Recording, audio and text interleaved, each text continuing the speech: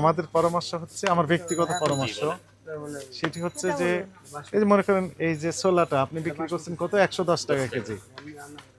পাশের দোকানেও 110 টাকা বিক্রি করছেন, তার পাশে দোকানে দেখলাম 120 টাকা উনি লিখে রেখেছেন। না, আমি এখন যেটা কাস্টমারকে আপনাকে জানাতে হবে যে আপনি কম দামে বিক্রি করছেন, ন্যায্য মূল্যে বিক্রি করছেন, আমার যৌক্তিক মূল্যে কাছে বিক্রি কাস্টমার করছেন। সব মালে কম বেশ কমে পায়। ভাই, এটা জানাতে হবে। জানানোর মাধ্যম কি? যখন একজন আসবেন কাস্টমার, উনি জানবেন। জি, কিন্তু নতুন যিনি আসবেন উনি দেখবেন যে একটা দোকানে নেই, দেখি 120 টাকা যখন চেয়েছেন, মনে করবেন যে পাশের দোকান হয়তো আরো বেশি চাইবে, নিয়ে চলে যায়। আছে এতে অনেকে যাচাই করে তাহলে নেয়। মূল্য তালিকা একটু সুন্দর ঝকঝকে তকতকে ভালো হবে, আমি আজকে সহজে। এটা চেঞ্জ করব।